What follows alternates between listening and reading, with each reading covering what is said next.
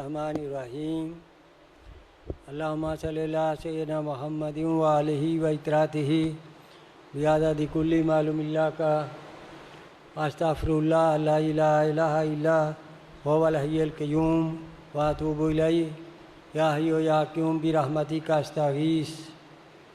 محترم برادران اسلام، اللہ تبارک و تعالی عز و جل ذوالجلال والاکرام نے اپنی مقدس کتاب قرآن کریم میں فرمایا وما کان اللہ معذبہم وہم یستغفرون۔ یہ اللہ کی شان نہیں ہے کہ بندے اللہ کی بارگاہ میں استغفار کرتے رہیں، اپنے گناہوں کی معافی مانگتے رہیں اور توبہ کرتے رہیں، پھر بھی اللہ ان کو عذاب دے۔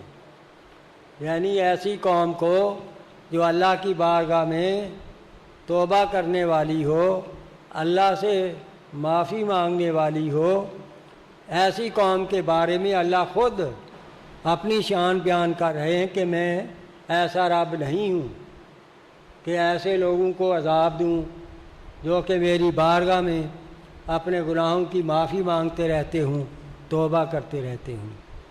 تو میرے محترم، حضور نبی کریم رؤوف و رحیم روح فدا جان و فدا صلی اللہ علیہ وسلم نے فرمایا جب کوئی بندہ یہ صدق دل سے جان لیتا ہے کہ اللہ تعالیٰ اس کے گناہ بخشنے پر پوری قدرت رکھتا ہے تو اللہ اپنے لطف و کرم سے اس کے گناہوں کو بخش دیتے ہیں۔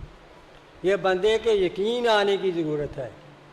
جب بندے کو پوری طرح یقین ہو کہ میرے اللہ گناہوں کو معاف کرنے والے ہیں، ایسے یقین کے ساتھ جب وہ اللہ کی بارگاہ میں توبہ کرتا ہے، اس کی توبہ ضرور اللہ تعالیٰ قبول فرما لیتے ہیں۔ فرمایا جو شخص اپنے اوپر استغفار کو لازم قرار دے لیتا ہے، یعنی معافی مانگنا لازم قرار دے لیتا ہے، جیسے کوئی آدمی روزانہ ایک تسبیح استغفر اللہ کی پڑھے، یعنی اگر کوئی آدمی اپنے اوپر استغفار کو لازم قرار دے لیتا ہے تو اللہ ہر تنگی کے نکلنے کے لیے اس کے لیے راستہ عطا فرما دیتا ہے۔ اللہ تعالیٰ ہر تنگی سے نکلنے کے لیے اس کے لیے راستہ فرما دیتا ہے۔ دوسرا انعام، اللہ تعالیٰ اسے ہر رنج و غم سے نجات عطا فرما دیتا ہے۔ تیسرا انعام کہ اللہ تعالیٰ اسے وہاں سے رزق عنایت فرماتا ہے جہاں سے رزق ملنے کی اسے امید بھی نہیں ہوتی۔ تو اللہ تعالیٰ اپنے لطف و کرم سے اسے وہاں سے رزق عطا فرماتا ہے جہاں سے رزق ملنے کی اسے امید ہی نہیں ہوتی، توقع نہیں ہوتی، وہ گمان بھی نہیں کر رہا ہوتا کہ یہاں سے مجھے اللہ رزق ملے گا، دے گا۔ ایسے اسباب اللہ اس کے لیے فرما دیتے ہیں جو اس کی سوچ میں بھی نہیں ہوتے۔ حضور نبی کریم صلی اللہ علیہ وآلہ وسلم نے فرمایا جب بندہ گناہ کرتا ہے دل پہ ایک سیاہ داغ لگ جاتا ہے، جب تک وہ اسے نکالتا نہیں، صاف نہیں کرتا، یعنی توبہ نہیں کرتا، اس وقت تک وہ سیاہ دھبا قائم رہتا ہے۔ جب وہ توبہ کرتا ہے تو وہ سیاہ دھبا اتر جاتا ہے، وہ سیاہ دھبا دل سے نکل جاتا ہے۔ تو دل کی سیاہی کو دور کرنے کے لیے توبہ ایک بہت بڑا ذریعہ ہے۔ اور فرمایا جو گناہ پہ گناہ کرتا رہتا ہے اس کا دل سیاہ ہوتا چلا جاتا ہے جہاں تک کہ سارا دل تاریک ہو جاتا ہے، جسے قرآن میں اللہ تعالیٰ نے فرمایا رانا، یعنی زنگ آلود دل۔ تو میرے محترم، یہ احادیث کی روشنی میں توبہ اور استغفار کے فضائل ہیں۔ حضور نبی کریم رؤوف و رحیم روح فدا جان و فدا صلی اللہ علیہ وسلم نے فرمایا کہ اللہ تعالیٰ بندے کو معاف کرتے رہتے ہیں. اگر دن میں سے اس سے 70 غلطیاں بھی ہو جائیں وہ 70 بار معافی مانگے اللہ پھر بھی معاف کر دیتے ہیں. اللہ کی شان مغفرت بہت وسیع ہے، اللہ تعالیٰ کی رحمت بہت وسیع ہے. فرمایا جناب رسول اللہ صلی اللہ علیہ وآلہ وسلم نے تمام آدمی گناہ گار ہیں، کیونکہ گناہ انسانی فطرت میں ہے. فرمایا تمام آدمی گناہ گار ہیں، لیکن اچھے گناہ گار وہ ہیں جو توبہ کرتے رہتے ہیں، جو اللہ سے معافی مانگتے رہتے ہیں. فرمایا جناب رسول اللہ صلی اللہ علیہ وسلم نے کہ قسم ہے اس کی جس کے قابو میں میری جان ہے، اگر تم سدا بنے رہو اسی طرح اسی حال میں جس طرح میری صحبت میں رہتے ہو یا یاد الہی میں رہو، البتہ تم سے فرشتے مصافحہ کریں. فرشتوں اور تمہاری راہوں میں وہ پر بچھائیں، لیکن یہ تمہارے لیے مشکل ہے، کبھی دنیا داری اور کبھی دین داری. جناب رسول کریم صلی اللہ علیہ وسلم نے فرمایا ایک بار شیطان لعین نے اللہ کی بارگاہ میں یہ عرض کی، یا اللہ جب تک تیری بندوں کی روحوں جسم میں روحیں رہیں گی، یعنی جب تک وہ زندہ رہیں گے میں اسے گمراہ کرتا رہوں گا.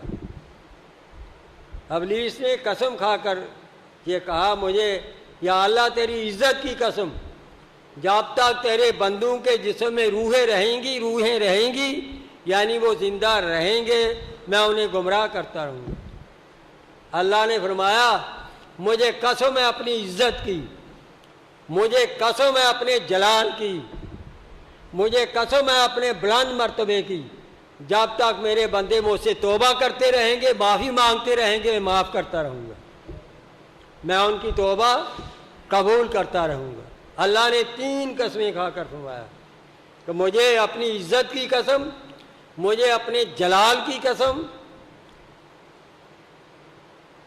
اور مجھے اپنے بلند مقام کی قسم کہ جب تک میرے بندے میری بارگاہ میں توبہ کرتے رہیں گے میں اپنے بندوں کو معاف کرتا رہوں گا، اپنے بندوں کو بخشتا رہوں گا.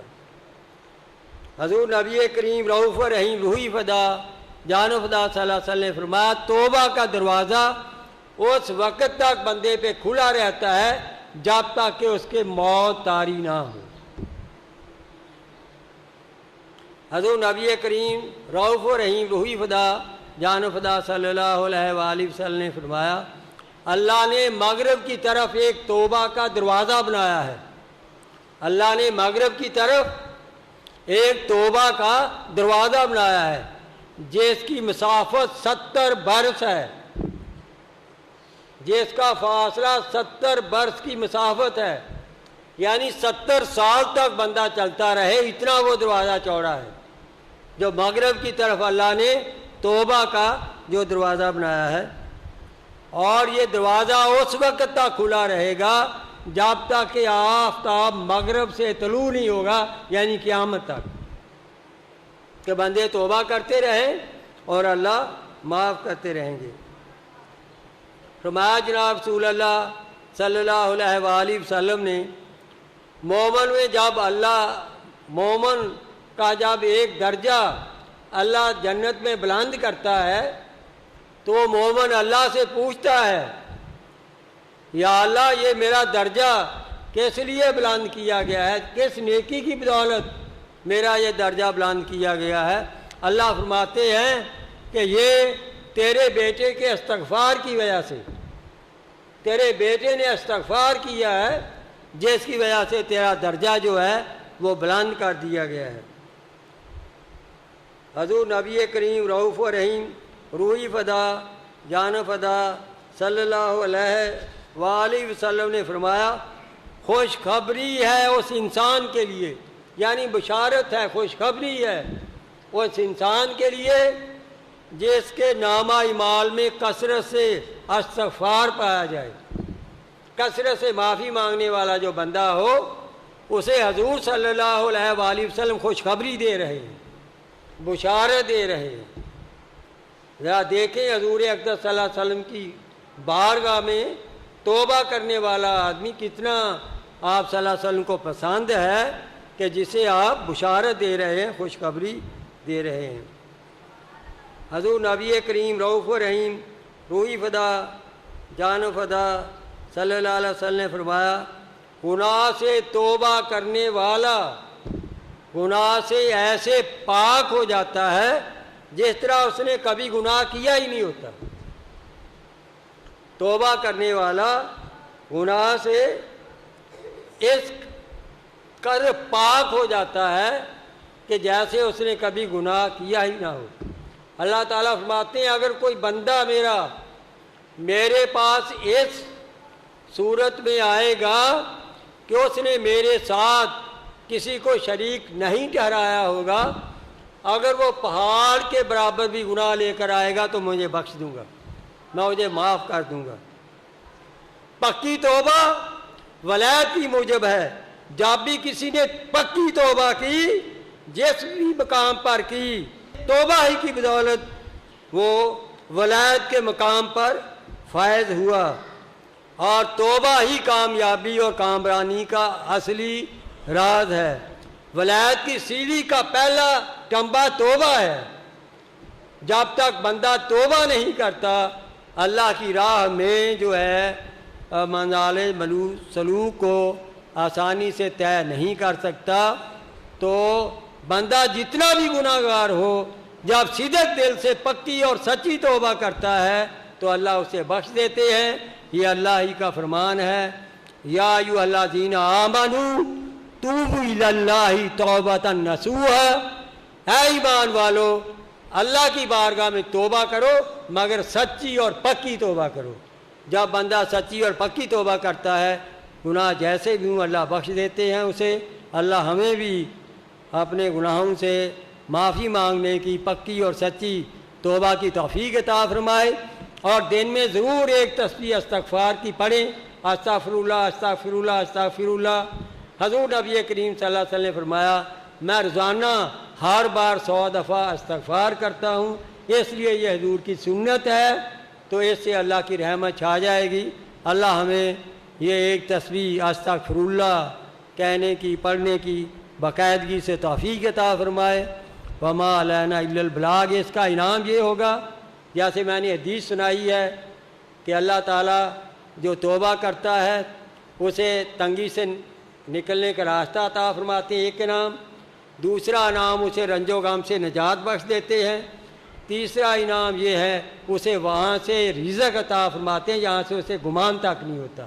وما علینا الا البلاغ۔